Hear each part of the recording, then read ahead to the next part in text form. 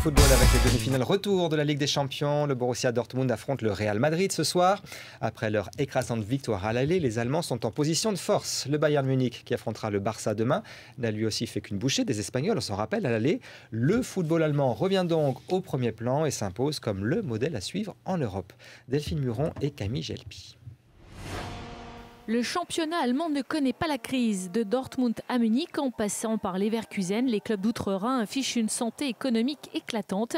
Avec un chiffre d'affaires de 2 milliards d'euros, la Ligue nationale allemande récolte les fruits d'une stratégie mise en œuvre depuis 10 ans. Le football allemand a consacré 700 millions d'euros, donc une partie de ses résultats, dans des académies de football, des écoles de football, à élever de jeunes pousses talentueuses. Le football est une industrie et un spectacle, et que pour que le spectacle soit acceptable, il faut que l'enceinte qui reçoit les spectateurs le soit aussi. L'Allemagne est une référence mondiale en matière de fréquentation des stades. 45 000 spectateurs en moyenne la saison dernière, contre 28 000 en Espagne et moins de 18 000 en France.